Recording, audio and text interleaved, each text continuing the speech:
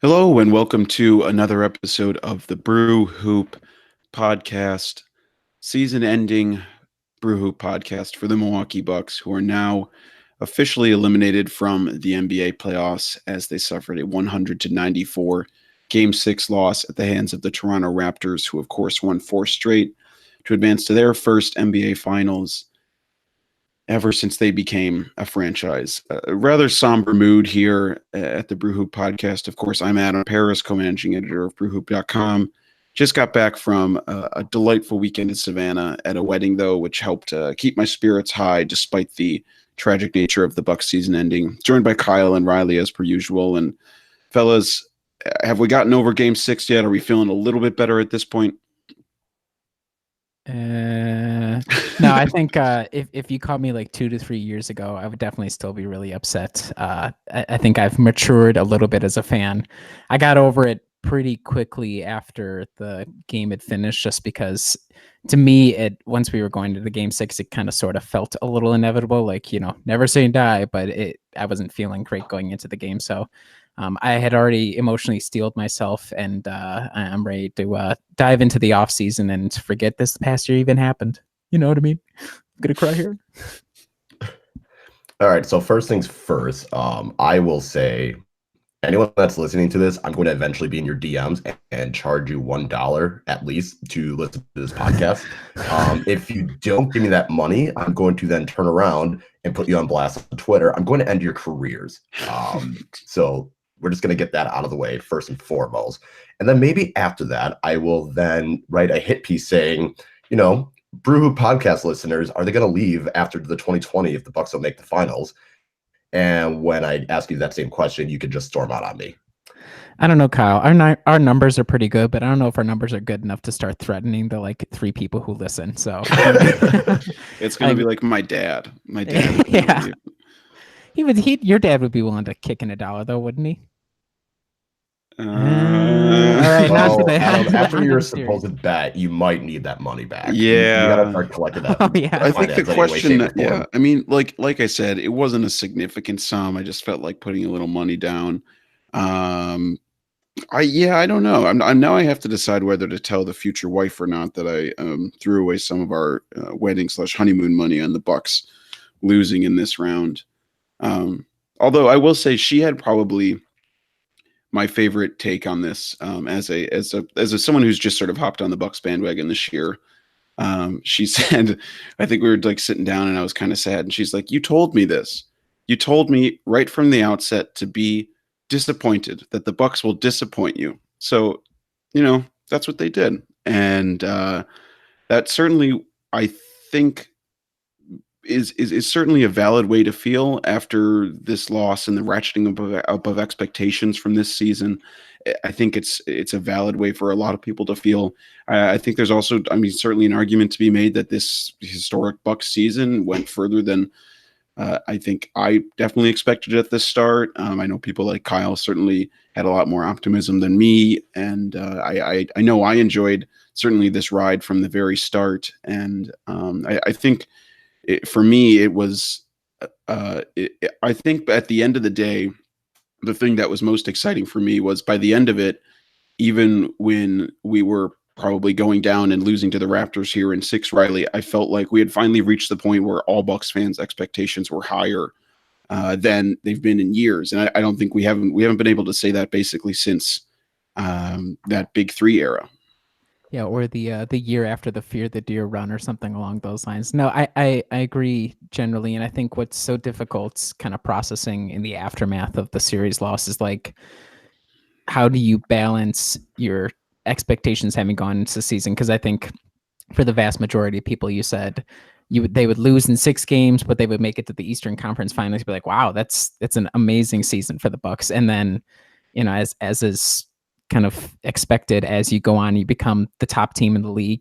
You adjust your expectations, and you have visions of grandeur and possibly getting to the finals. So, yeah, I understand a lot of the disappointments, and it's not exactly great in terms of consoling to say, oh, if we looked back 9 months ago, that we would be ecstatic about this result. So I get where everybody's coming from. I think we will probably in a couple of months look back, and there will be regrets having not been able to take a chance to get to the finals. But overall, I think a lot of people should be pleased with the way this team performed all year long and kind of realized a form that we saw the outlines of in the past, but who knew how quick it would be until we actually got to that most idealized version. So that's kind of what I'm going to look back on this season, even with a disappointing end to it. Yeah, Kyle, what about you? I mean, obviously you came in, you on our podcast, you predicted the Eastern Conference Finals. I recall being dubious of that. I will now bow to you as having predicted how far the Bucks would go. What are just sort of some of your lingering feelings now that the season's officially done? Yeah, I think when I had some time to sit down and think about it, this was a really good year from the Bucks. When it's all said and done, like I'll look back at it and say that was a good year with a good team that brought great times. It's a bummer to lose, and I think it's just more in the fashion that they lost. It was losing 4 games in a row. It was seemingly everything that went well in the regular season completely falling apart. It was different stuff that I know we'll talk about, but I think it's just how they lost just leaves more of a bitter taste. If they had lost, a close 7-game series, kind of like the Philly one where, if one shot goes, then it is what it is. But I think with this one, it just seemed like there's such a common theme. But overall, I'd say it was good. When I said going to Eastern Conference Finals, I thought they would have gotten a 3 or 4 seed, win their first round, pretty much get through the second round without too much difficulty, and then have a rock fight against Boston.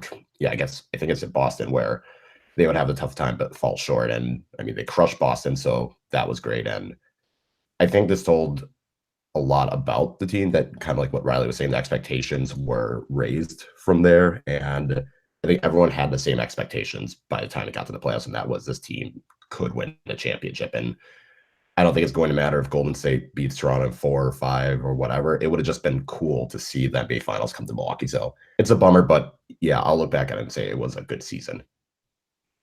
Yeah, and let's get into, you talked about the fashion of the Bucks losing here, and let's start to dive in and reflect a little bit on the series that was here that outed the Bucks. Of course, Game 6, 100-94 loss. I think even more frustrating by the fact that the Bucks had built up 15-point leads at least 2 points within that game, and then I believe it was the Raptors go on like a 26-3 run from the end of the third quarter to around the 6-minute and 20-second mark of the fourth quarter, and that really put the clamps on the Bucks. They were able to make another quick run to bring themselves within 1, but then, as has sort of been the case throughout this series, the Raptors just have supreme execution down the stretch, locking down the Bucks. The Bucks maybe get out of some of their habits that they formed all season, and I think that's kind of where I want to start, Riley. This was something that I was thinking about going into these finals here, when it was that Game 7 between the Raptors and the 76ers, and I was sort of going back and forth on which one might be more interesting to face for the Bucks. The 76ers, of course, have a huge or high ceiling with a lot of talent out there. But I was really afraid of the Raptors. I thought they were really the only team that has a system that seems like they're disciplined enough to stick to. Like, even if the Bucks have success, they would be still trusting in their system, and the Bucks wouldn't be able to break them down in the same way that they were able to break down the Celtics after Game 1. And it really seemed like that bore itself out in the end. Yeah, I mean, when you look back on each of the games, barring Game 2 and Game 4, both of which were respective blowouts for different reasons, all the other 4 games were all super close. Like, there wasn't really much in the way of deviation from one game to the next. It was like, okay, both teams are going to not struggle offensively, but it's going to be kind of a grind to kind of score. And then, like you said, it was just kind of a matter of execution, and also kind of the vagaries of basketball, where against the Celtics, you have a couple of different role players like George Hill step up and he has a huge series, or you have a couple good minutes from Pat Connaughton, or, Nikola Mirotic is in a total black hole. Like, you have all these guys who provide you enough of a boost that after Game 1, they kind of adjust and the Bucks return to a baseline, and then the role players boost them up a little bit. And we saw in the series against the Raptors, which part of it is credit to the Raptors, and part of it too is just shots going in versus not going in. You see pretty much every single Bucks role player, decimated to one extent or another. George Hill played okay, not nearly to the same extent as in the Celtics. But then you see for the Raptors, it's Fred VanVleet. He helps out Kawhi Leonard. You have Norman Powell for a couple games. Excuse me. You have Marc Gasol for a couple games. Pascal Siakam. So it felt like you have this kind of even matchup between Giannis and Kawhi. Both teams execute to a certain degree. Again, it was difficult going for both on the offensive end and the defense we kind of get into, but then it really kind of came down to which team had the unnamed guys or like the unheralded guys who stepped up. And unfortunately for the Bucks, it happened to be the Raptors, infuriatingly, because a lot of it was like, here comes the Norman Powell game, who we're going to leave him open 6 times, in the first half here, and he's going to nail every single 3. The same thing for Fred VanVleet. So we can kind of get into the fact that the Raptors were super disciplined defensively, but I think a lot of it has to be chalked up to they just did a better job on offense. And when you're going to get games that are like in the high 90s, low 100s, if that, then that's just kind of going to be the differentiating factor. So would you peg this more as the Bucks loss on lack of offensive execution or defensive execution? I would say it's tough because both were obviously in play, but I would say almost probably more the offense, because we saw against Boston game 1 again, it was horrendous. And then Giannis pretty quickly figured things out. And part of it was Boston, once they kind of went on the back foot, there was no way they were going to be able to come back. It just didn't seem they had the structure, like you said, the discipline. Whereas time after time, Giannis was either making the pass maybe a second too late, or whoever was manning him up was able to kind of disturb his dribble and he wasn't able to find the open shooter or whatever it happened to be. And the execution that worked so well against the Celtics, or even if, for whatever reason they were still crashing and Giannis wasn't getting going, there were other guys who were able to help pick up the load. Whereas that just wasn't the case, frustratingly, throughout this series. So I would say it was more so the lack of offensive execution than the defense, even though we'll have a lot of images of like Fred VanVleet being open 30 times a game or whatever it was, and constantly doubling Kawhi and him constantly figuring his way out. I would say it was more so offense than defense, in my opinion. Where do you stand on that, Kyle? Yeah, I would definitely say it's offense, just because once Toronto limited Milwaukee's transition game, the Bucks half court was putrid, to say the least. And part of that is Giannis having a couple turnovers, especially in game 3, where he had 8 or 9, just couldn't seem to get the read, or like what Riley said, half a second too late. But then you had Chris Middleton, who, other than game 4, didn't find a rhythm. Eric Bledsoe didn't do anything good until I think it was game 5. And he was okay in game 5, and then game 6, he was better, minus a couple mind-boggling turnovers. It just seemed like the offense just came to a halt, and I think there was a stat that said they were getting like 0.6 point per possession, that's just bad. That's not an outlier. That's not, maybe going against, Toronto's a good defense, but that's just Milwaukee unable to do anything other than hope that a shot wildly goes in. And it didn't seem like anyone could step up, and Malcolm Brogdon was somewhat able to get to the hoop, but that wasn't well. Giannis would get to the hoop, and either he was missing stuff point blank, or got calls for a charge, or decided to pass out of it for some odd reason. So I think for me, it was just the offensive execution, because if you have these set plays, you should have gotten better looks, and Milwaukee just couldn't seem to find a good look, while, Toronto was able to get open guys for Fred VanVleet or Norman Powell or Marc Gasol, but I think that was more by design, because they didn't want to have shots at the rim or have corner threes. But with Milwaukee, they just couldn't create anything at all. Without looking it up, would you guys know whether or not 0.6 points per possession was better than every trip for Giannis at the free throw line? Because it felt like it was like a 0.4 points per possession every time a possession ended with Giannis going to the free throw line. We can get into that too. It's not even Giannis. I think everyone was struggling. It's slightly better. What did Giannis shoot? Like 58.3% or something from the line? Something like that. It was sub 60. I know that for sure. Yeah. Some of those Andre Drummond numbers out here. Let's go. Yeah, here, if per Basketball Reference, so it was on 151 free throw attempts for the Raptors. They shot 80.8%, and on 170 for the Bucks, they shot 72.4%. That'll do it when the difference of margin of victory is like 6 points routinely. Yeah, I mean, it was really small. Funnily enough, that both teams actually had exactly the same amount of field goal attempts as well in the whole series when it came down to it, 526. It's always fascinating how these playoff series, all these stats just get so darn close and line up even with the two blowouts in there.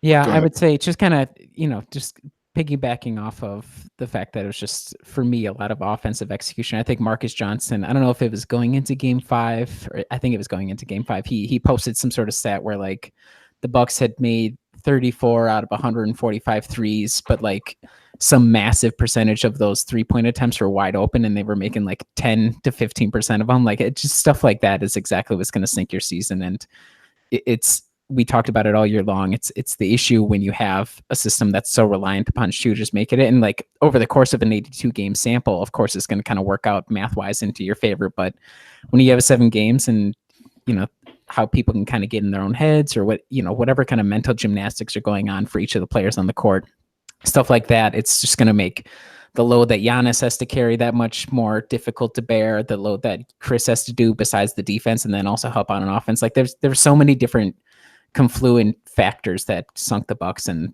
that's what's most annoying about it is like you have this whole season where everything works together and then 7 games or 6 games where it doesn't, and that's just how it goes sometimes. Yeah.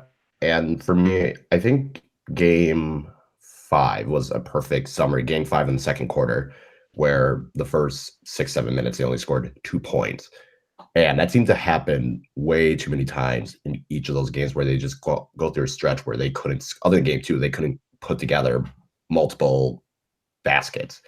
And I think that was part, like I said, part of that is the offensive execution. But normally, like throughout the season, the Bucks would at least have their third quarter where everything is on, they're going on fire. They score 40 points. Suddenly, what was a close game is now a double-digit lead, and that never happened in the games that they lost. So that was kind of like what you say with the make or miss league. If you're hitting those shots, and things go your way. But I think that's going to be something that was really curious to me. It seemed like the second quarter, especially, Milwaukee always struggled offensively. Yeah, and we were talking obviously about Giannis's struggles at the free throw line. Clearly, that's something he'll want to clean up next year. I'm not sure how much more he can really do. I mean, he shot it fine in the regular season, and maybe he just got in his own head. But it did seem like, especially in that Boston series, Milwaukee had a lot of really promising third quarters and everything. But there are also definitely times where the Bucks weren't scoring all that well, and they just kind of had Giannis barreling his way in and getting to the line. It felt like there was a lot of start and stops there, where if the Bucks offense was sputtering, Giannis was able to still get to the free throw line and sort of slow the game down to a point where the Bucks maybe half court offensive execution, even if it was poor, they were still able to at least get some points out of a possession. And yeah, you guys were talking about the 0.6 points per possession. Yeah, Cleaning the Glass said them at like 84 points per 100 possessions in the half court. For reference, in the regular season, the New York Knicks scored 88 points per 100 possessions in the half court. So basically, in the half court, the Bucks were worse than the tanking Knicks this season against Toronto's fantastic defense.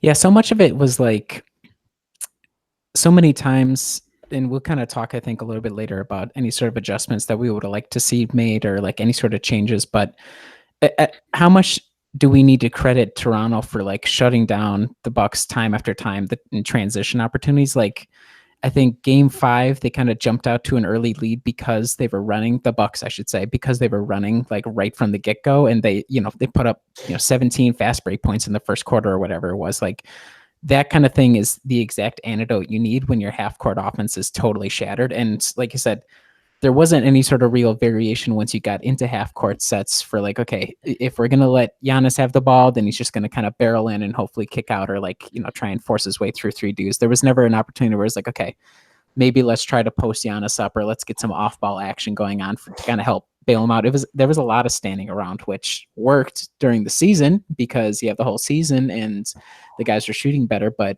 there was just so many possessions where there wasn't any sort of like urgency, it didn't feel like, to try and get an easier shot. Like every single shot was tough shot express. And unless it was Chris taking it, most of the times it didn't go down, which, if that's going to be the basis of your offense, yeah, you're going to score 84 points per 100 possessions and it's going to be a total rock fight. And you better hope you're able to play that much better on defense to keep it competitive. Otherwise, you will lose. Yeah, and I mean the transition game was effectively the only way that the Bucks were going to score in any sort of effective manner in this series. If you look at some of the cleaning the glass stats, it's kind of crazy. So the Toronto off live rebounds, plays that led to a number of transition plays. So Toronto did 26.4% of off live rebounds. So basically a quarter of their live rebounds would lead to a transition play. That was second in the conference finals. 35% of live rebounds the Bucks got would lead right into a transition play. So it was essentially if they would get a rebound, at least a third of the time they're running down the court and trying to get transition. But I mean, Toronto effectively either making shots or getting to the free throw line at a higher rate than they did certainly in the regular season. I think that honestly, for me, the defensive execution of the Bucks I think was decent. But when you talk about just sort of a level of discipline, I mean, the Bucks free throw rate. So if you're looking at that, it's basically how many free throws did the opponent make per 100 field goal attempts. In the regular season, the Bucks were the best in the league at that, only allowing 16.1. And then in this series, they allowed 23.2. So, I mean, you talk about when you were talking about small margins, Kyle, this is case in point right there. That's an execution that the Bucks failed to do in this series that they had done all year. Yeah, and we were kind of saying that with Toronto shooting 80-something% from the line. People want to complain about the refs, which I get because especially in game 5, it was very frustrating. But at the same time, Milwaukee was constantly making mistakes that they should not have made. And if you look at game 3 in the double overtime, that's the prime example where, you have a clutch basket and you need it, and Chris Middleton turns it over on that backcourt violation. Or you look at game 5 when Malcolm Brogdon has it and dribbles it and it goes off his leg when they do the quick thing. And along with the mental errors, it's just the things that Milwaukee had done so well, like rebounding and limiting free throws, they completely fell apart in both those areas. And, free throws, you can only be at the mercy of what the other team's doing and the referees calling it. But rebounding really was, I think, the glaring thing that changed from the regular season to this series that they just fell apart in. And you look at games 5 and 6, and in game 5, you have Kawhi taking that shot, hits the front rim, don't get the rebound. Marc Gasol gets the offensive rebound. What could have been a 1-possession game, I think they're down 3 at that point. You then allow that offensive rebound, foul, they go up 4, that's it. Or in game 6, kind of the same thing where Kawhi had multiple offensive rebounds, or Pascal Siakam. You just had those moments where everything that you've been doing so well just completely disappeared. And I don't know how much that was a mental thing and how much of that was just Toronto wanting it more. But that's the margin that I think isn't really getting talked about enough. I know people are talking about Giannis's free throws and the shooting and Eric Bledsoe's poor play and stuff like that. But it's really the things that Milwaukee did well that got him to this point that let him down.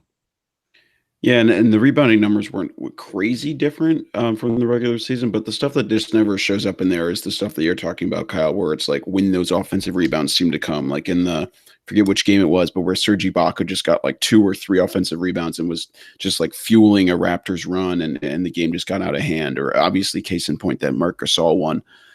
There's that, the Bucks had got the game to within 7, and I'm just all these games are blurring together now. And then Norm Powell happens to hit a big 3. So I mean, it all sort of goes back to what you were talking about earlier, Riley, is for Toronto. I mean, certainly their role players stepped up and hit shots, especially, working off of passes from Kawhi. And I think that would be a good jumping off point for this next one, which is sort of Kawhi obviously becoming the offensive hub, but then also especially these last 2 games, just doing an incredible job as a playmaker, sort of the same sort of playmaker that the Bucks want Giannis to be, and he is for them. But either players weren't making shots this series, or it did feel like at points he was holding onto the ball a beat too long. You mean Giannis was holding onto the ball? Yes, Giannis was. Yeah. I think part of the difference is so. One, yes, we need to credit Kawhi a lot for what he did offensively because he was excellent pretty much every single game. I think game 5 was the only one where he wasn't. And even then they were able to get by, or was it game 4 that he really struggled? I can't remember. But one of those 2. But outside of that, he was great pretty much the entire series. And I think what's difficult is, he's such a good on-ball defender that when he was switched on to Giannis, like Giannis was already struggling to kind of get his offensive game going, but it was made that much more difficult when like he's driving towards the basket and he pulls up short like he usually does. And it's not pull up short in one fluid motion and kick the ball out and kind of keep the offense moving. It was like Kawhi is right there, either butting him up and kind of throwing off his dribble and kind of getting in there, forcing Giannis to either like keep dribbling while he's like trying to reset himself, or struggling to kind of pin the ball on the ground to actually retain possession or before he actually turns it over.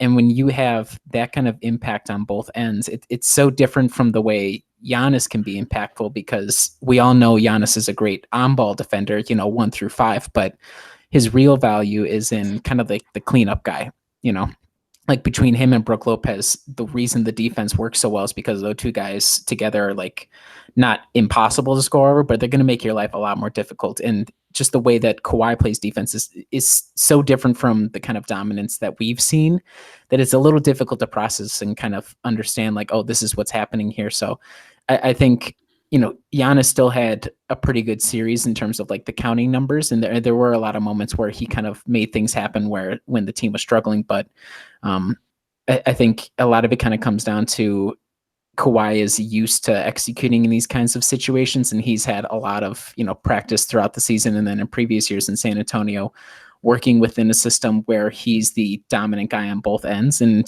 Giannis has had that experience, but not at this level where everything's failing, so it's going to fall on you. And it kind of showed throughout the series. And again, need to give a lot of credit to him and the Raptors and Nick Nurse and the whole crew over there, because they did a wonderful job making sure that Giannis wasn't going to have a Kawhi series. And even when Kawhi struggled, they were able to do enough elsewhere to be able to help out.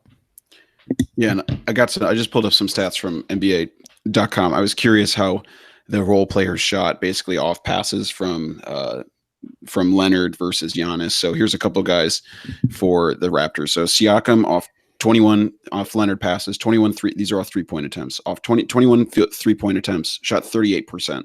Danny Green, who was missing shots all series, still shot 38% on 21 field goal 3-point attempts for the Raptors. Marc Gasol, who was off and on but hit some big shots on 23 3-pointers, shot 39% off Kawhi Leonard passes. Kyle Lowry on 18 attempts, 38%. Now let's go to the Bucks. Victory of sadness. Off Giannis passes. Okay, Pat Connaughton, 2 for 12 in the series, 16%.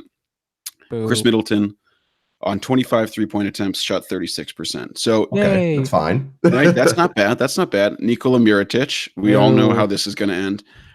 27 3-point attempts, 26%. That's higher than I expected, not gonna lie. Right. Okay. All right. Eric Bledsoe. Oh no. 26 3-point attempts, 27%. Also higher better than I thought too. Yeah. Right. Yeah. Yeah. Wow. Okay.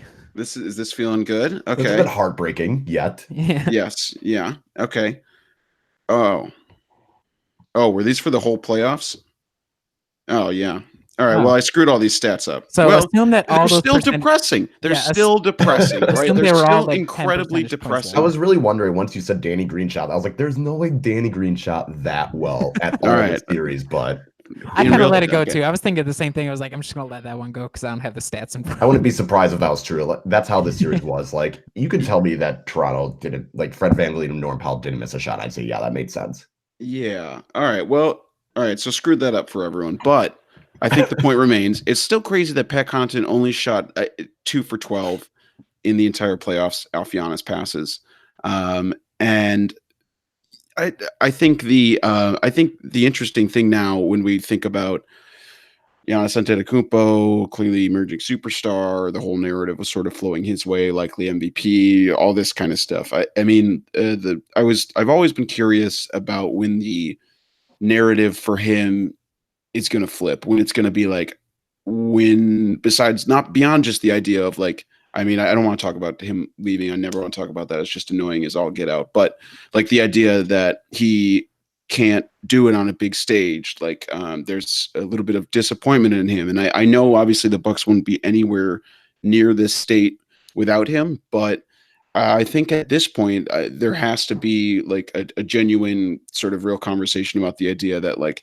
yeah, he played. I mean, he played really well. He played really well all season, but he also just got markedly outplayed in a playoff series by another superstar. I mean, he shot 61% at the rim against Toronto, and obviously they were sending help and everything. But I mean, he shot 73% in the regular season. Like, him finishing down there is what the Bucks, what made the Bucks such a potent team.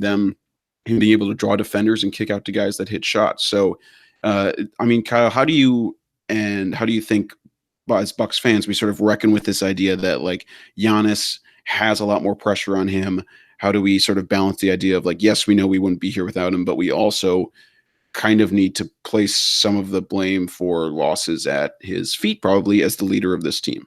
Yeah, I mean, you could definitely look at game 3 and say Giannis did not play well. Those are too many turnovers, and you have to put some of the blame on him for that. You also have to put some of the blame on him for game 5 when he's missing, 7, 8 free throws. When you lose by 6, 7 points, that's going to be a difference. So I think Giannis definitely deserves blame, but then again, everybody on the team deserves blame because, Chris Middleton only had one good game and a bunch of average to bad games. Eric Bledsoe had one average game and a bunch of bad games. Malcolm Brogdon had one good game, average. It's like everyone had average games throughout the whole series. And you can even look at Budenholzer and say, you kind of got out coached by Nick Nurse. Your rotations at times were questionable. It's going to be tough. And I think the conversation has started to shift because initially, let's just say Milwaukee doesn't make it out the first round. Then that talk would have been on, okay, Giannis can't get out of the first round. That's going to be an issue. That would have been the talk. Gets out of the first round. Had they lost to Boston, that would have been, yeah, Giannis can't compete with the better teams. Knocked out Boston pretty convincingly. So we're fine. But now it's Giannis got outplayed by another superstar. And I think that conversation is starting where now you have to win. Getting there was fine. Getting through one round is fine. Playing, a historic franchise is fine. But now you have to prove that you can lead a team to the finals. And I think that conversation has started. I don't think it's going to change regardless of that dumb hit piece that was published seconds after the loss. I think Giannis gets a slight pass if they don't, like, kind of the same thing with Toronto. If Toronto doesn't win, no one's expecting that because Golden State is Golden State. But if Golden State, starts showing more signs of weakness or falls apart and the team isn't the same, then you're going to start looking at James Harden. Then you're going to start looking at Giannis and be like, okay, what are you guys going to do? You haven't proven to be that same thing. It's going to be like Chris Paul, where there's going to be role players that get compared to making the finals compared to them. So I think Giannis definitely deserves some of the blame, especially being the leader of this team and not playing as well as we have seen from him. But it'd be ridiculous to kind of put the blame on Giannis and not anyone else. Yeah, of course. I'm not necessarily suggesting that, but I think it is an interesting thing to ponder. And I just want to say, I finally got the stats pulled up so I can correct myself for my horrific error earlier. Same sort of idea. Nikola Mirotic, 13 3-point attempts. Yes, we're going back. I want to say it because I don't want to mislead the loyal listeners. All right. Mirotic, 13 3-point attempts off Giannis passes, 23%. Still higher than Bledsoe, 13 3-point attempts, 15%. Mark Lopez, 14 3-point attempts, 28.6%. So there you have it. They still sucked on shooting 3-point attempts from Giannis. And then for the Raptors, just really quickly as well, Siakam, 10 3-point attempts off passes from Kawhi, 30%. Norman Powell, 25% on 8 3-pointers. So I was surprised by that. I thought that would be better. Gasol, 8 3-point attempts, shot 50%. Lowry, 6, shot 50%. Fred VanVleet. Oh, please don't. 7 3-point attempts, 85.7%. He made 6 of them. So, yeah. So, sorry to make you bring up that. With the Toronto shooters, it wasn't necessarily passes off of Kawhi. It was the extra pass that was made because they were doubling from Kawhi. So, there's all that to put in. Yeah. Still sucks. So there you go. Now you have correct, horrific, terrible stats to make you even more sad. But I do want to talk about Nikola Mirotic. Obviously, we know he didn't even play in Game 6. I think that's a pretty huge development. Probably had to be really hard for Bud to even reach that point. I think that was I think that's got to be incredibly difficult for a guy when you think about bringing in a guy with pedigree, a guy you trade for at the trade deadline, a guy who has definitely been a part of your lead up to that point, gets tapped to start in the starting lineup. I think it takes some cojones by Bud to be like, all right, we're putting this guy down. Also, a guy who's going into free agency, and probably this isn't like a great way for him to want to go out and think about the Bucks organization. Who knows? But especially Riley in the contrast to Marc Gasol, who was part of that Eastern Conference trade deadline, armoring up. He really clearly fit right into what the Raptors wanted to do. And even if he hit some timely threes and that was big, but really defensively, he was huge for them, just making the right rotations, giving them a guy who could play big and wouldn't be a net negative like Jonas Valanciunas was. And Nikola Mirotic was terrible, but sort of the outlines of what the Bucks expected him to do was basically take their offense and supercharge it to another level. I think the Raptors were thinking Gasol could really help shore up their defense. And I think it's interesting to think about those sort of different philosophies in terms of why they acquired those players and really how it played out in this series. Yeah, I would kind of question whether or not we can really say that Mirotic has a pedigree per se. Like, I think he's a 36% career 3-point shooter.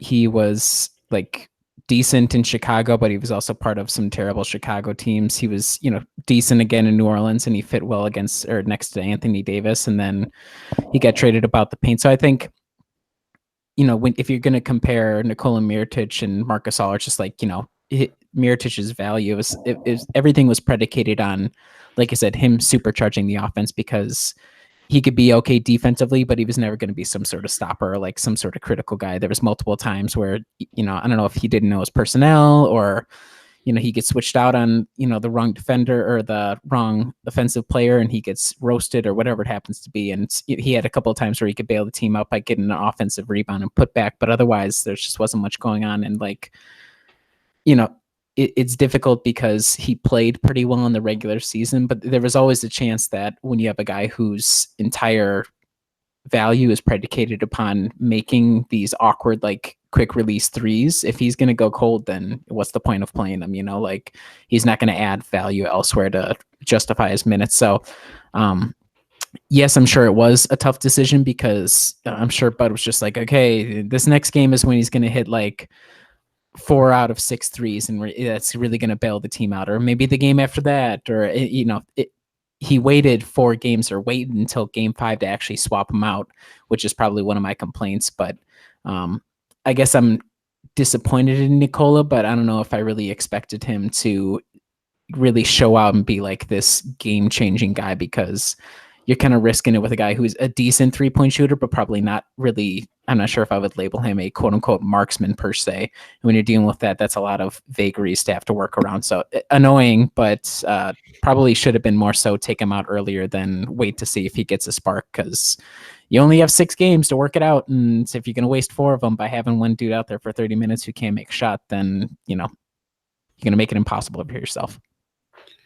Yeah, and I think I was probably guilty of that in terms of it felt like, and I hadn't probably thought about him. I feel like the narrative around him was as kind of a sharpshooter, like a gunner, but it turns out he's a little bit more of a Mirza Teletovic type from deep in terms of his percentage and everything. And granted, who knows? He did have that broken thumb. Seemed like it had got sort of affected, I think, on one contest in the Boston series, so maybe that was affecting his play. Who knows? But I think the more important point you were talking about was Bud really sort of sticking with Mirotic, for quite some time now. And I think that's a good transition into talking a little bit about Bud's coaching in this series. I guess, Kyle, did you have any sort of main complaints with Bud? And it feels like he's gotten a good amount of fire for either whether it was not playing Giannis enough in this decisive game, some of his choices to stick with these guys, Mirotic, case in point, all the way to the end. So what were some of your overall impressions of some of his coaching decisions? Yeah. First of all, talk about the Marc Gasol Mirotic deadline deals, that it kind of showed, what a mid-season deal can do for a team. Gasol was virtually unplayable in the first 2 games, but then he was able to turn it around, while Mirotic was virtually unplayable the whole series, and it took until game 6 to take him out. But it's kind of weird because I look back at that trade, and you still make that trade 9 out of 10 times if you have the opportunity to do it. Because would Thon Maker really have been that much better? I don't think so. Maybe defensively he could have been more impactful, especially How dare you Toronto. slander Toronto Thon like that? I was gonna say Come on, Toronto Thon, playoff Thon. I know that would have made a difference, but I still think 9 out of 10 times I would take Nikola Mirotic for this team than Thon Maker. And even if Mirotic had shot 30%, maybe Milwaukee wins a couple of those games. So it's kind of tough with that aspect. And like I said, with Gasol, he was virtually unplayable the first 2 games, but turned it around, which credit to him. I remember being asked by Raptors HQ, should Brogdon be starting? I said, not yet. Things are going well, unless Mirotic is playing terrible.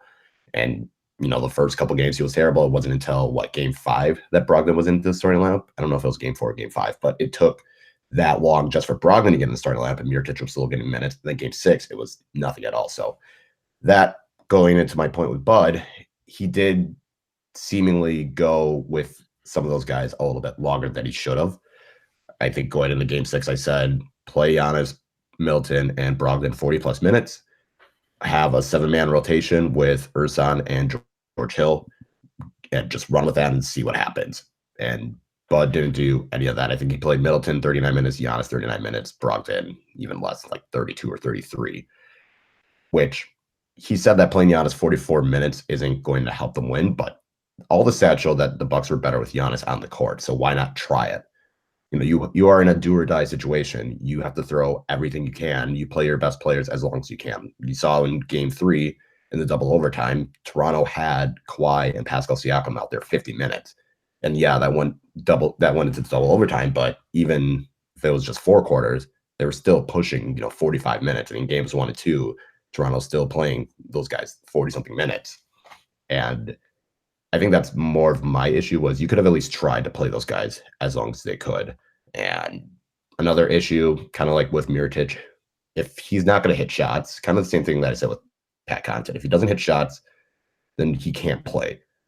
And that was the issue with Mirotic. And I know this is going to annoy some people and appease some people, but playing DJ Wilson might have been the better idea. That's not to say DJ Wilson would have been the end-all be-all solution, but he couldn't have been worse than Nikola Mirotic. Or if you wanted someone that could be a shooter, then play Tony Snell, who shot, 39, 40% the whole season. Again, wouldn't have been worse than what Mirotic had provided. So I think those are going to be some of my complaints with Budenholzer. The decision not to play Giannis at the beginning of the 4th quarter in game 6 is inexcusable.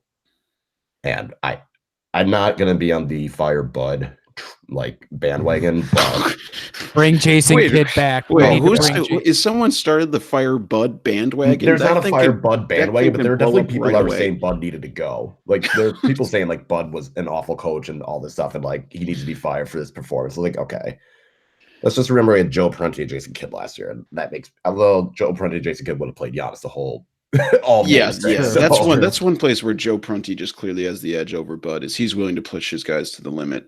The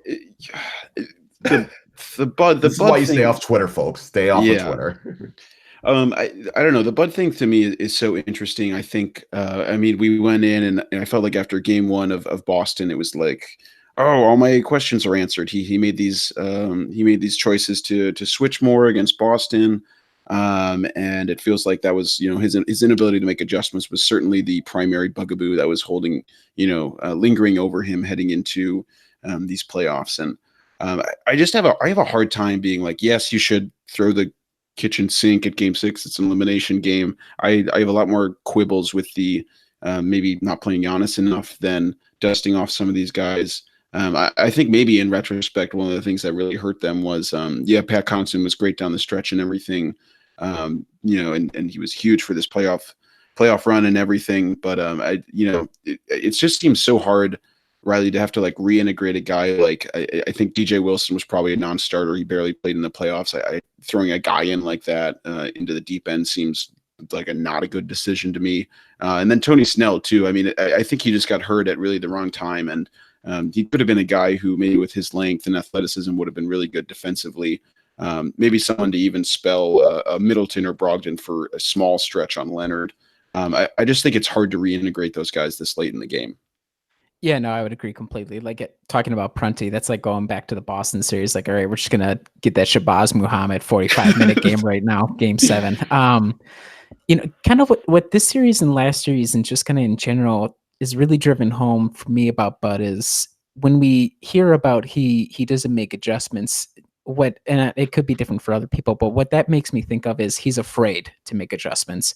He's doesn't have the confidence in his own ability to like make the right choice. Like that's kind of what I feel like when I hear that. Whereas what this postseason kind of really drove home for me is not so much that he's afraid to make adjustments, but he has so much self-confidence in the system that he built. And to a certain extent, you can understand where he's coming from for good reason, because this is a 60-win team. They had a historic net rating. They routinely demolished team after team. And even when they first faced adversity in game 1 against Boston, like I said, he made a slight tweak, but a lot of the same things that they did throughout the season just went right back online, no problem at all, and you completely wipe the Celtics out in the next 4 games.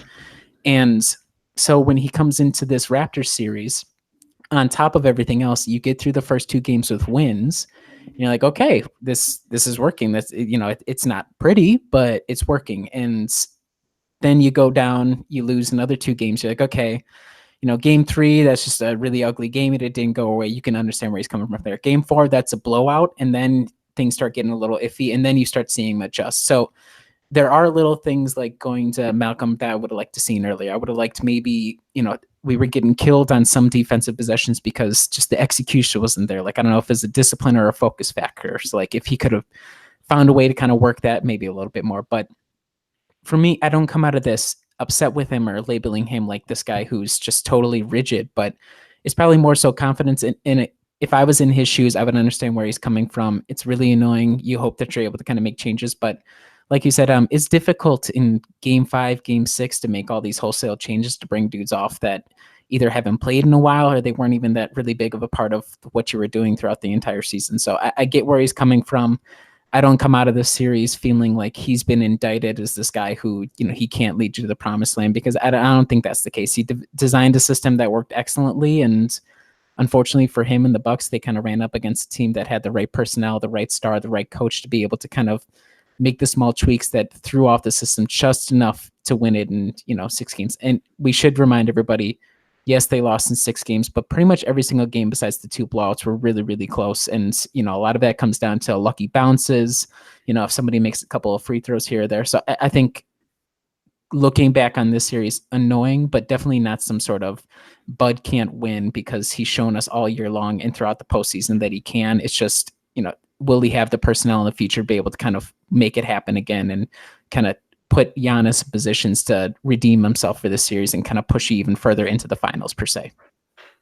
Yeah, I certainly hope so. And I think there's room to improve. I mean, this is a guy who came in and like when he was hired for those first 2 weeks or whatever, I apologize, I don't remember who wrote the story, but like him and all of his coaches like just went to a cabin and like spent like 4 days like mad scientists, like trying to figure out what type of offense and defense to build around Giannis Antetokounmpo, and whatever they pulled out of that worked really, really well. And I think this is probably going to be an instructive series for them. And I think, like you said, Riley, for me, it was just more of a matter of the fact, like the Raptors defense is really good. They're incredibly, incredibly disciplined. They're built supremely well to take a guy who can kind of match Giannis off the bounce, send help, and then all of them can recover really well to shooters who might be on the outside and throw Giannis a little bit off of his rhythm. I just think they did an incredible job getting the Bucks out of what they wanted to do. And I think if you guys don't have anything else to say about Bud, I kind of want to do one last thing about Eric Bledsoe, because I think that's something we should definitely talk about. Yeah, I think we can go on to Eric. I think it's the elephant in the room, one of the elephants in the room for sure. Yeah, we certainly kept this towards the end. Obviously, I don't think he clearly won't be happy with his playoff performance this year. Riley, did you say you had sort of his shooting splits up? Yeah, let me pull him up again here. So for the season, he shot overall, let me see here. So he shot 48.4% overall, 32.9 from 3, and I believe that was like on 5 attempts a game. And he shot 75% from the free throw line. Whereas during this series, Unfortunately, it exactly went all the opposite, and it kind of extended from the Boston series as well. But I believe in this series he shot, let me pull it up here.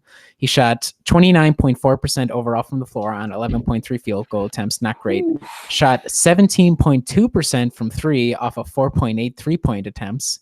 And he shot 76.2% from the free throw line. So that was a little bit more decent. And then rebounding numbers, 4.3 rebounds and 4.2 assists. So those were decent. Didn't really turn over much, but I think we'll kind of get into it, but it was just baffling how bad he was offensively. Like, even when he tried to do what everybody advises him to do, which is drive towards the paint, he just was not finishing. I would be curious if you have the numbers up for how he did around the rim, but a lot of the and a lot of the 3-point attempts, none of them were really like in the flow of the offense, or at least the most egregious misses were like Giannis is standing by himself at the top of the key and Eric like dribbles 3 times to try and break down Fred VanVleet and then shoots a 3. Like, it was just weird decisions. He seemed totally out of focus on offense, or just he for whatever reason, the margins weren't going his way. And I wasn't an advocate of like pulling him completely, because I still thought it was really important that you have him for, the finals. You have to keep riding him and hope that he snaps out of it, because he was so valuable all season. But suffice it to say, it was what could be called a dreadful series from him. Yeah, just to follow up on that before I kick it over to you, Kyle. So Bledsoe in the regular season, it was 5.3 field goal attempts in the restricted area, shot 68%. In this series, on 3 field goal attempts, he shot 38.9%, which is just absolutely dreadful. This is a guy who was essentially finishing at the rim with like the volume and effectiveness of a big man, but it's just 6'2". It was a huge part of his game all season. He has great discipline in terms of just shooting. He'll either shoot a 3, makes it at an okay clip, or else he's getting to the rack and able to finish. And clearly he was not executing properly and just doing it at a less high frequency. And so I'll just kick it over to you, Kyle, in terms of talking about what else was obviously clearly disappointing about his play.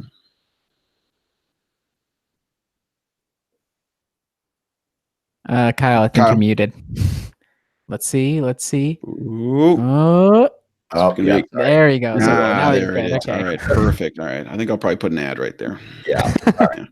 So the tough part was, I feel like I defended Eric Bledsoe, at least all playoffs. I don't know about the whole season. I think I was a little low on him at the start, but it was just frustrating because I felt like each game, it was a rough game, and he got through Boston. He's going to be fine against Toronto.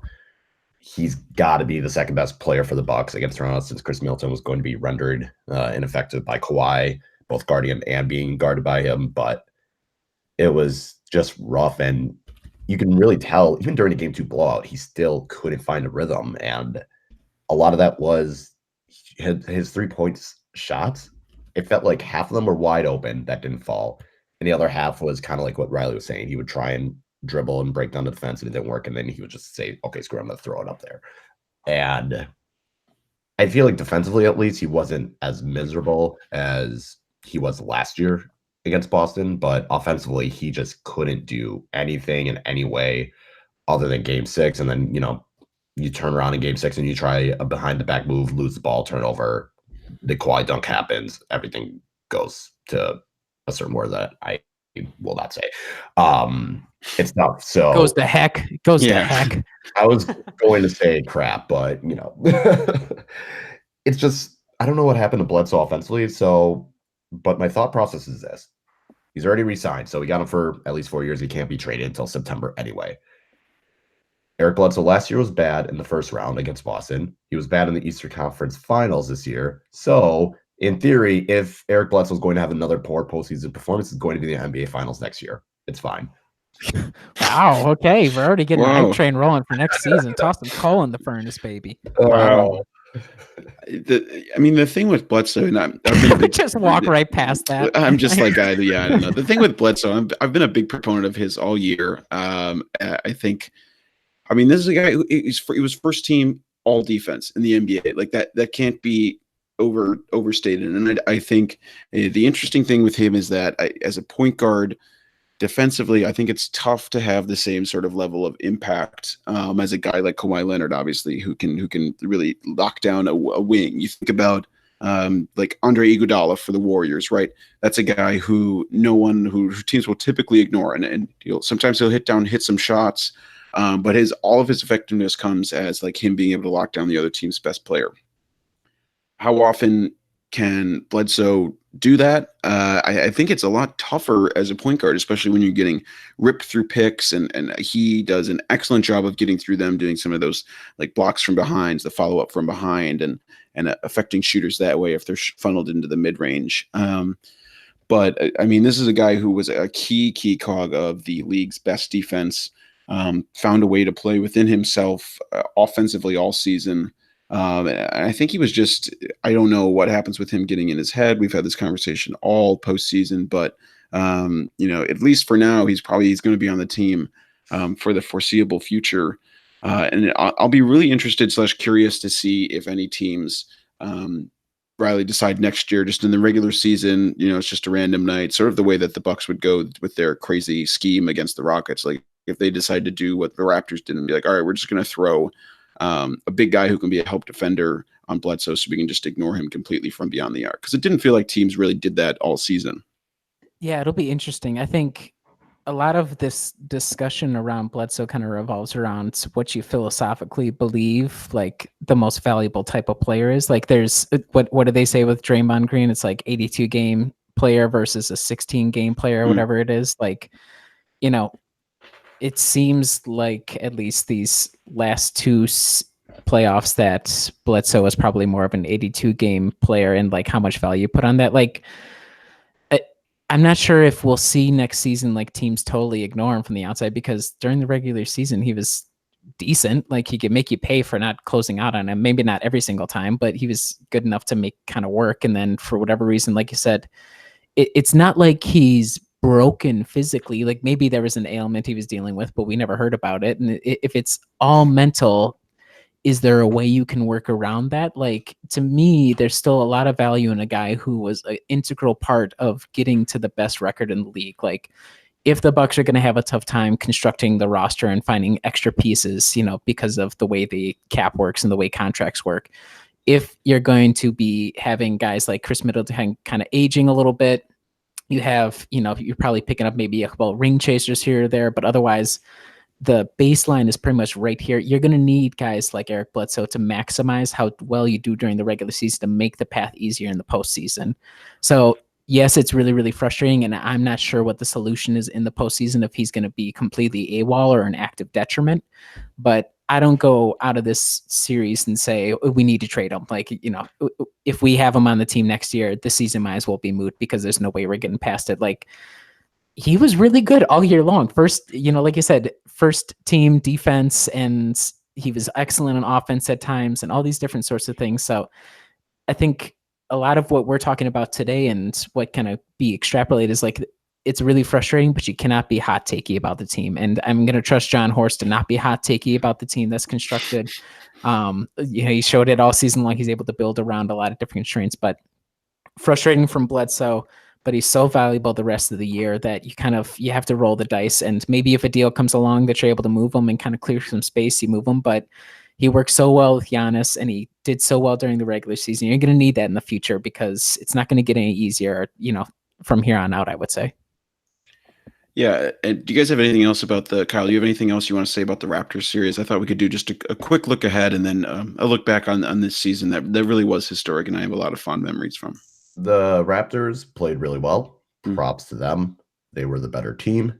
Yeah, I think that's pretty much, they made the adjustment after game 2 to put Kawhi on Giannis and Siakam on Bledsoe, and it worked wonders for them along with role players. So, I mean, this isn't one of those where we can sit back and say, yeah, the Bucks should have won the series. I mean, I think they still should have won the series, but at the same time, Toronto was really good, and they earned that series win and a trip to the finals. And it kind of shows that if you have a chance to get a superstar caliber player like Kawhi, if there's someone out there, you have to take the chance no matter what. Even if it upsets, a couple players, or even if it makes your fans upset, you make that trade all the time, 100%. And this Kawhi trade proved it. Yeah, nice validation for them. I think we can all agree that if any team were going to go to the finals from the East, out of the top 4 that were contending, and it wasn't the Bucks, thank goodness it's Toronto and not Boston or the 76ers. Am I Oh right? God, if it was Boston, I would have. I don't think I would have been on the internet. I would have just gone to an isolated area, just kind of get a cabin, sit there for the whole month of June. And if Boston were to win it, I think I would just retire. Like, it would be that bad. I feel like I need to, with the series over now, I need to apologize to Nick Nurse because I called him a dumb person. Or sorry, I called him like a dumb person, and and I called him a quote wannabe life coach. So I apologize, Nick Nurse, for calling you those things, even if you do look like a wannabe life coach. You did a really good job, and your glasses are weird. So good luck in the finals. I'm not going to watch a single minute of it. And like I said, it was really frustrating because it was so close, but they were a 58 win team. They have Kawhi Leonard, who is really, really good. And there's no shame in losing to a team like that in the fashion that they did. It's just annoying as all. Yep. Totally agree on all accounts. So good luck to the Toronto brethren who have equally been faced with disappointment these last few years. Good for them to finally break through.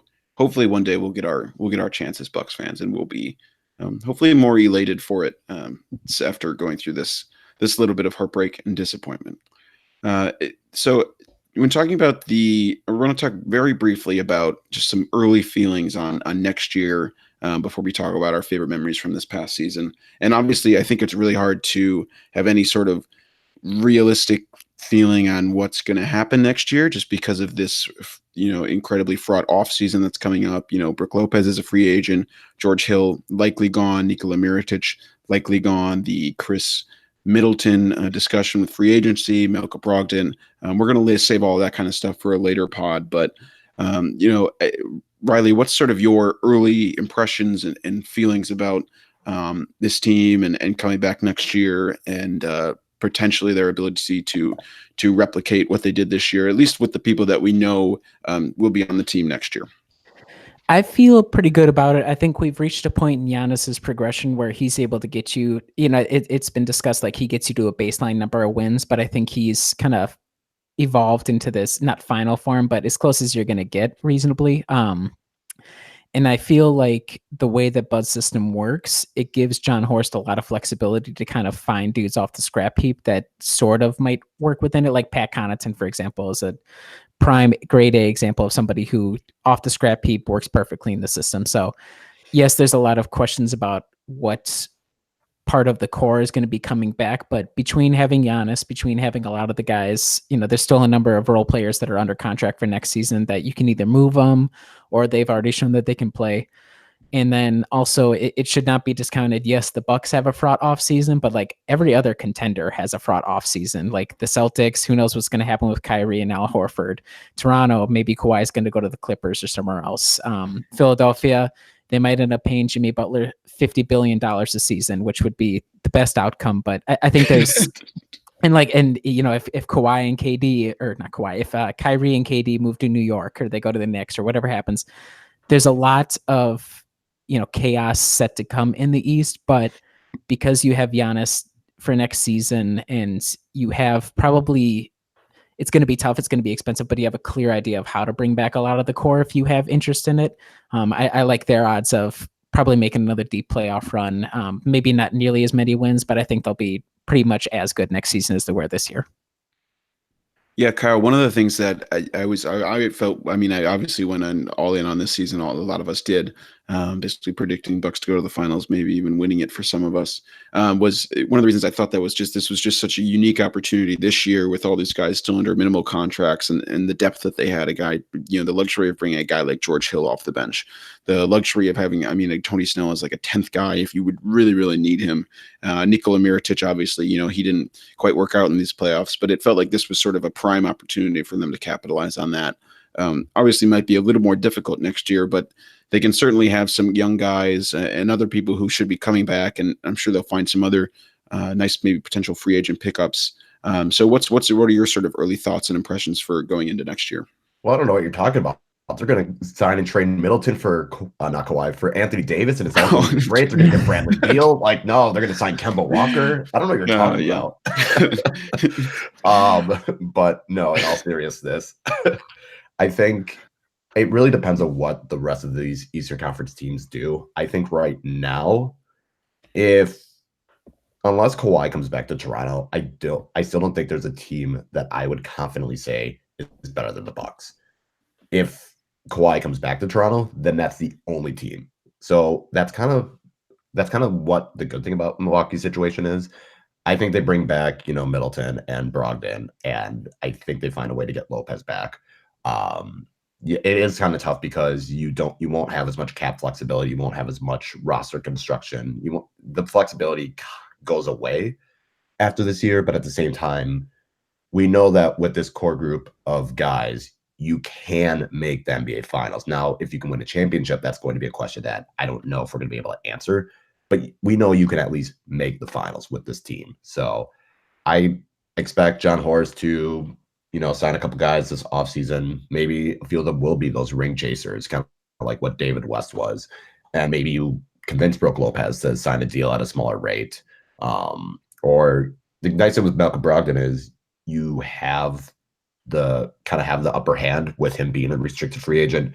You can offer him the qualifying offer, and you can see what the market is out there for him. I think that I know last time with Tony Snell, they kind of just gave him an offer, but I think I'd be really curious just to wait for what a team is going to offer Brogdon, because someone offers him, $18 million per year. Do you want to match that? And that's kind of the tough question, because if you match that, okay, what are you going to do about Chris Middleton? And then what are you doing about Lopez? And it kind of creates that uncertainty. If they're willing to go into the tax, then okay, whatever, just do whatever it takes to bring them all back. But if you're still trying to have some flexibility, I don't know. It's going to be interesting. I still think they bring the band back together just because we saw that the team is capable of making the finals. And I think they are still the best team in the Eastern Conference unless Kawhi comes back. And they're still going to try and get that home court advantage, but I think they're going to, maybe do a little bit more resting or kind of throwing that Atlanta Hawks lineup where you're just throwing a bunch of guys that are on the bench in G League against, tankers. So that's going to be my outlook on what's going to happen in a short, brief stint, but still, you can still trade for Anthony Davis. No, I'm kidding. My question is going into next season.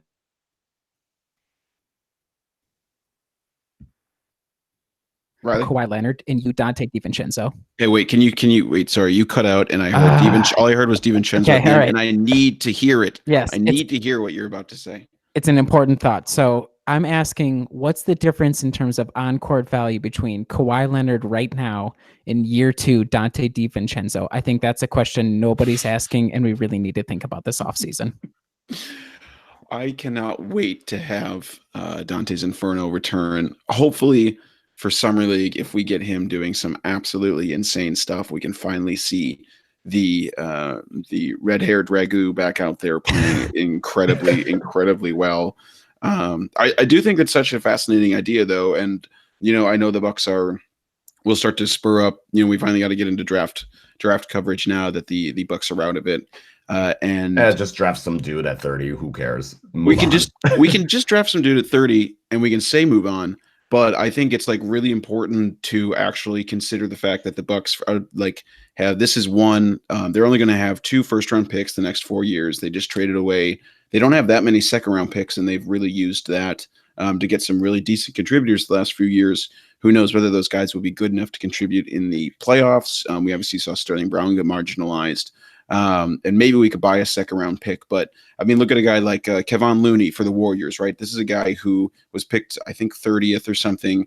Seemed like a throwaway, but now he was absolutely integral to them turning into what they are now, right down as they have basically no cap flexibility and not much room at all. So I actually think this pick is more important than we're probably going to give it credit for. I think it's important to get some guy who, even if you can have to groom him for a little while, can contribute down the road. And I think it's just as important to point out the fact that we saw DJ Wilson turn into a really reputable NBA player under Bud. So, I mean, even a guy who looks left for dead after one season could potentially have a bounce back year. So I think we still have to trust in Bud's development. And hopefully in that regard, we'll see improvement from Dante DiVincenzo next year. We'll see even more improvement from DJ Wilson. Even if the 30th pick doesn't play or whatever, maybe he'll be a guy who can give him spot minutes off the bench. But especially for DiVincenzo, I think he needs to be able to make shots if he's going to be worthwhile anything in the postseason. But I think internal improvement from some of the younger guys is something that I'm really keying in on for next year, especially if we lose some of this veteran depth we had. Yep. All right. Well, the last thing I think we should do here is just look back on any really fond memories, favorite stuff we might have from this season. I'm not sure if you guys have stuff off the top of your head that you can think of. I certainly have at least one or two, but if you're ready, Riley, do you have any like sort of favorite fond memories you want to remember from this year? I think, it's kind of not cliche, but it's a little lame that I only get to see the team usually once a year when they come up to play in Minneapolis. And this was real early in the season, and we were just kind of getting the outlines of what this team was going to be. And it was just a lot of fun to see them because, in years past when they come to Minnesota, it would just be sloppy. Like it would not exactly be the most entertaining basketball you could imagine. And I think it was just so clear right from the get-go, like even 4 or 5 games into the season, the potential that this team had, and to see it all kind of come together in this way that even the most optimistic among us, Kyle, I'm not sure if, getting to that high level, getting to 60 wins was anywhere near like within the realm of possibility, at least in my mind. So just that early on. And then I'm not sure if I have any other like games that really stand out off the top of my head. I think it was just an enjoyable year because when was the last time the Bucks had this much success? Who knows? And I think part of the beauty, like we were just saying, is it's not a one-off. Like there's the foundation in place to kind of have similar seasons going forward. So I would say it was just a joy to watch from the start of the year all the way through the end. And I'm looking forward to next season as well. I'll kick mine off before I send it over to Kyle, so he can ruminate. I have, I think mine's kind of cliche too. I don't get to see the Bucks much living out in Philly, but the one game I did get to see was absolutely incredible with Eric Bledsoe getting ejected early. Giannis like blocking Embiid in an absolutely crazy manner, shouting at all of the loud Sixers fans around me as I turned into a terrible, terrible fan, telling them all their players suck, and making fun of Zaire Smith. But then to see this team like come back down the stretch in that game, I just felt like felt like the culmination of all of my belief in this team coming to fruition finally. And that was just an incredible, incredible game to see live in that respect. And there were plenty of other great memories throughout the year, but that's the one that sticks out in my mind. Yeah, go ahead, Kyle. I was gonna say, the Minnesota game, that was pretty cool. Oh yeah, Kyle was there. I forgot about that. I saw Kyle there too. That's why that was my favorite game of the season, because I saw Kyle there.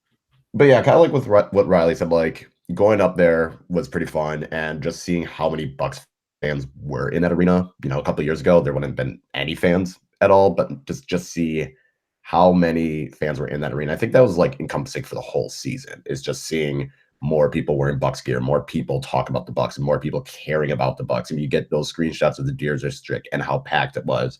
I look at the Wisconsin State Journal, and the Bucks are normally right up on the kind of in the top part for sports. Unless it was a Badger football game or basketball game, or the Monday after Packer game, it was always the Bucks, which that was a really cool thing to see. So the Minnesota game, I think, kind of showed like how much this team has grown in popularity. I think the All-Star game, for me, it was kind of fun, even though I didn't watch any of it, just seeing the highlights and seeing people geek out over Giannis's dunk and Chris Middleton catching fire, and just the fact that Milwaukee had 2 All-Stars and the coach. That was a really cool thing to see. It just seems like, especially with Chris Middleton, all the work that he's put in throughout his career, that was, I think that was great. And then for me, Milwaukee beating Boston in a playoff series, it felt like payback from last year. It sent them to the Eastern Conference Finals. I think that was, other than after game 2 of Toronto, that was when the fan base was all in a collective good mood. There wasn't any infighting. There wasn't any doubts about the team. Everyone was just high on the team. Everyone was happy. So those are 3 memorable things that I saw. And oh yeah, when Giannis dunked on Kostas Koufos in Sacramento, I saw that in person. That was awesome. Oh goodness. The Giannis dunks just never end. They're always spectacular, and I feel blessed to be able to watch him. It was yeah, you wrote about this eloquently, Kyle, on brewhoop.com. Definitely go there to read that. Mitchell Mauer, of course, had a great sort of season reflection piece as well. Just talking about the proliferation of Bucks fandom throughout the state. I know growing up for me outside of Madison, they always were fourth fiddle. I mean, they like barely ever would make the state journal. If they were just always never, almost never on the front page. The to see all the Deers District stuff that was live, see it packed, and really see a nice place for Bucks fans to congregate because they just really didn't have that before. It felt like to me, especially when I was in Milwaukee, if I was ever able to get over there to see a game. So it's just been really cool to see this franchise and this team grow from where it was just a few years ago to its popularity now. So kudos to this team, kudos to Bud and Giannis and the whole squad, and the owners obviously trying to push this team out to the entire state. So it's really been cool to see them in their inaugural year in the Fiserv Forum. And before we sign off, I'm just going to let you guys, because I don't want to speak for both of you, just say if you want to say anything to the listeners for our first season together. I know it was a lot of fun for me, but Riley, was there anything you want to say for people who have been longtime listeners to this point? I apologize since I'm apologizing for a lot of things. I apologize. What did I say? I think it was our very first podcast. I was talking about people either lamenting Jabari or something along those lines. I think I called them simpletons. So I want to apologize to anybody who I called simpletons before the year, and I hope I haven't done anything like that since. And we really appreciate, obviously you guys listening. It's kind of, we're working it off the ground. We're working through a lot of stuff as we go along. So we appreciate the patience, and we hope, after this season and kind of going into next, we're able to keep on providing better and better products. And we appreciate all the time you've given us. Yeah. You could, Kyle, as well, obviously. Yeah. I guess should apologize to Canada for calling them Canadian peasants. Should probably get that thrown out there. Otherwise, no, kind of echoing what Riley said, just appreciate having everyone listen, sharing it, talking about it.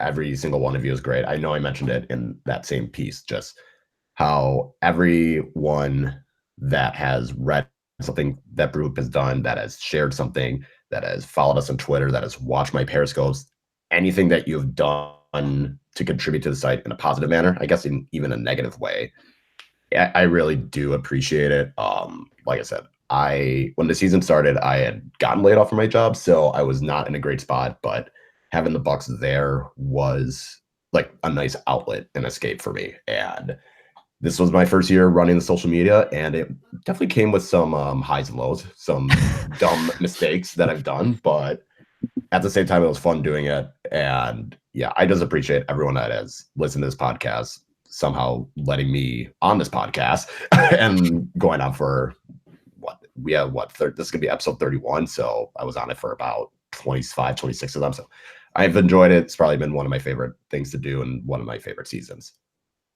Yeah, obviously, thank you to all of the Brewhoop listeners and Brewhoop readers. It's always a huge treat for me. I guess in terms of apologies, if we're all apologizing, I'll probably apologize for some of the audio issues occasionally. I think we've found that I am the root of them, and every time we have them, I curse myself out for whatever happened, and I shake my fist at the sky. So thank you for working through all this with us. It's been really instructive for me to go back and listen and see all of your feedback. Trust me when I say we talk about the show a lot. I think we have some ideas maybe we want to try and institute for next season. Of course, you can look forward to Dante's Inferno finally returning if you're a fan of that. If you don't, there's always the skip ahead 30 seconds. It's just been a really rewarding experience. I can never say enough for all the people who contribute to Brewhoop, Kyle, Riley, Andrew, Sylvan, Mitchell, Gabe, Dakota. Am I missing anyone? I hope not. If I did, I'm sorry. But yeah, you guys are an awesome crew, and everyone who listens to this podcast have been really understanding and forthcoming with their opinions on it. And I hope it can. I wish there was a better way for it to sort of spark conversation on the site, but hopefully it's enjoyable for you on your ride. And going into the off season, just as a heads up, we're not going to be weekly anymore. We'll sort of just record probably ad hoc, maybe what we were doing sort of at the start, every 2 to 3 weeks. Look forward to a pod somewhere around the draft. We'll get that out. But in the meantime, of course, go to brewhoop.com for all of the Bucks reflections you might need for draft coverage that's going to be coming up here. We'll do our annual I think it was season in review, or yeah, we'll do our annual season review, look back on some of the players and how they did this season. And of course, our off-season coverage. Stay tuned. We'll be back for draft stuff, for free agency. It's huge free agency for the Bucks, for summer league, and we'll have pods to go along with them. So thanks again for listening, and we'll talk to you again sometime soon.